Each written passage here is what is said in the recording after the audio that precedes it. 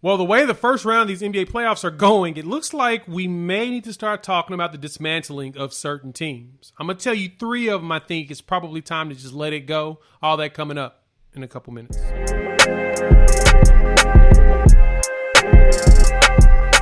What's good, everybody? It's your boy Jay here with Unfair Sports, where we take a pensive approach to the sports conversation.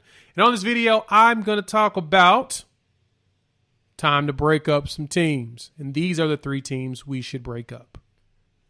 It's time to ask the question, how in the hell are the Los Angeles Clippers down 2-0 with home court advantage? Can anybody explain that to me? Talked about this before. Everybody's talking about it. This is the thing that's going around the interwebs, YouTubes, everybody. Every talking head in the world is talking about this. Every podcast is talking about this. You're not going to hear anything different from me than you probably will from anybody else, except for I'm going to do it in a more cool, exciting, more in a way that you are going to truly enjoy. The Los Angeles Clippers are awful when it comes to being a playoff team. How do you purposely, and I don't care what nobody says, they purposely tanked to avoid the Lakers in the first round to get who? The Dallas Mavericks. And then what happens? Luka Doncic does what he did last year, except for now he has got Kristaps Porzingis, Tim Hardaway Jr. I don't know where the hell he came from. He's became a whole new human being, and they're out there cooking those boys. Cooking them, guys. Cooking.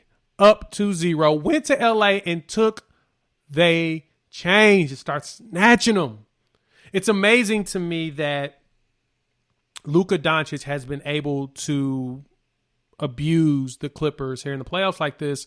And as I mentioned before, the Clippers are supposed to be the best perimeter defending team damn near ever created because of the guys they have with Patrick Beverley, Kawhi Leonard, and Paul George. You would think that, and then they're out here just getting rocked. And the problem with this is they got age. We got age here. And so there are 3 teams that I feel like need to go ahead and start looking at dismantling, adjusting players or something, because they're getting to those ages where either you find them a whole bunch of help or the team is done. These are who I'm going to talk about. The Clippers. Los Angeles Clippers probably starting to looking at the dismantling process. And I'm going to explain that in a second. The Portland Trailblazers. I've talked about this before, and I think that we're at that point. It's probably time for you to do that with them. And then the last one is the Washington Wizards. They made an attempt. They did the experiment. I just don't feel like they've ever done a good job of bringing in the right players. You probably need to go ahead and just bottom out, start from scratch again. Because the roster that they've all constructed, for some reason, is not good enough. Let's put it like that. So, first off, the Clippers. Like I said, everybody's talking about them. Everybody's abusing them. Everybody is pointing out all the flaws with this team. And the flaws with this team is that as much as we want to blame Paul George for everything, Paul George had a solid game, and so did Kawhi. But they have absolutely no one else on that roster to truly help them. And they, for some reason, have no one on that team that can defend Luka Doncic. So you got to kind of prepare yourself for someone like Luka. And to me, what's funny is if they can't stop Luka, what makes us think that they can really stop LeBron? Now, this is the difference, though. Luka can shoot now. Luka's been the guy that has been putting up a ton of three-pointers and weren't really making very many of them. I think he was shooting in the low 30s for most of his career up until this year. And then this year now in the playoffs, he's out here just dropping threes like he's been shooting them perfectly his entire career. Like he out here like Steph Curry. I mean, he shot 13 and only made 5. But guess what? He ain't got no fear of shooting them. And the problem is that you have to respect him shooting them because why? He's been making them. He's making the 3. That's the issue. And so because of that, you have to pay attention to what Luka Doncic is doing with his shot. The Clippers themselves as a team have no one besides Paul George and Kawhi Leonard. And in today's NBA, you got to have more than that. Patrick Beverley. I mean, hell, let's look at this. They don't have a point guard. You would think Patrick Beverley would be the playmaker that, well, he's supposed to be some sort of a point guard, but he's not. And Rondo, for some reason, can't fix them. And he has Reggie Jackson, who hasn't really been that good since he got there for the most part. They need someone to get everybody else involved and get them scoring so that Paul George and Kawhi Leonard can still do their thing. They don't have that. And then it goes into the point of how Kawhi Leonard is so quiet, he's not even vocal enough to be a leader. And then let's go into that. Let's add to that. Kawhi Leonard, not the leader. Kawhi Leonard is the type of person that, in rumor has it, he's showing up places late. It ain't it. So what can the Clippers do? He's not leading by examples. What can the Clippers do now? One option for the Clippers is Kawhi Leonard's not going anywhere. Let's put it like that. They've done everything to appease Kawhi, so Kawhi's not going anywhere. So the first thing they can do is trade Paul George. Paul George is locked up in a long-term contract, and I promise you, as much as you guys are probably saying, well, look at where Paul George is playing.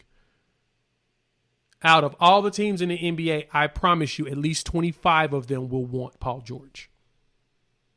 In some way. They find a way to get him. At least 25 of them. 25 out of 30. Will definitely take Paul George today if you trade him there. Don't get it twisted. He's still productive. He may not be great in the playoffs right now, but Paul George could be great as, and Bomani Jones had mentioned this before, that he could probably be great as a 3. I never thought of it that way. But that makes sense. Because the way he's playing is he's playing like he's a 3-and-D guy. With some playmaking ability. And it's not enough.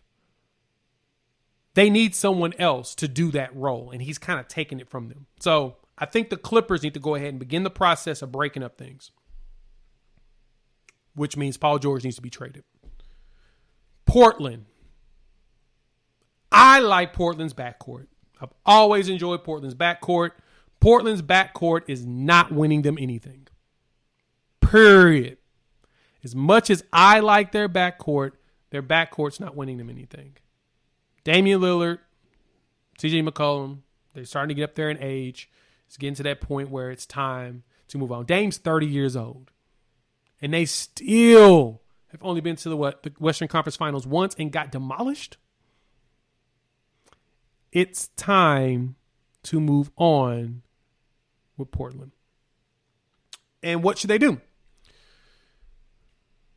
They can't get rid of Dame. Keep Dame. He's your star. He don't do anything with Dame. But CJ McCollum, it's time to kind of probably move on from him. He's probably your most expendable guy on the roster. The guy you can trade is him. Where could you send him, though? That would make sense. And get something that could probably help you. I mean, I think I know one team that's probably, it kind of needs to blow themselves up too. It probably would make sense to make a move for this. Send them to Boston for Jaylen Brown. Maybe, or even the third team I'm going to talk about, which is the Washington Wizards. Send them for Bradley Beal. Something like that. Get them salaries lined up, ship them out. Because as much as I like what they do, they're not enough. It's not enough. They don't have a third scorer on that team or even a second scorer that's big enough to really make an impact on both sides of the ball. And I think Jaylen Brown's probably the closest they can do that with. I don't know how good Bradley Beal is on defense. But there's probably more options out there they can go for. But I like the idea of sending McCollum over to Boston and getting Jaylen Brown. I mean, you're not going to get Jason Tatum. Unless Boston thinks that Jason Tatum isn't it and they decide to go ahead and send him over there for McCollum with some and get some draft picks from Portland, in which Portland, if you get that, you take that shit. You take it immediately. If Danny Ainge tries to fleece you by doing something like that, you go for it. That's an option. And then Washington is another one that I feel like it's time to go ahead and pull back the curtain, pull the Band-Aid off, and ship out Bradley Beal. You should be able to ship out Westbrook's 1 to 2 years left on his contract. Somebody will take that. They need someone that's going to work their butt off and go ahead and start the process of redoing that team. Team is young, but they're in a situation where they keep getting close enough to the playoffs. Well, hell, they haven't won 50 games in my lifetime. They haven't won 50 games since like 70s. So if they haven't won 50 games in that long, 50 games, just winning 50 freaking games. Go look it up. That's where we're running into an issue with just management in general. They're just not putting together a good roster. And as much talent that's in the NBA, there's a lot of young talent.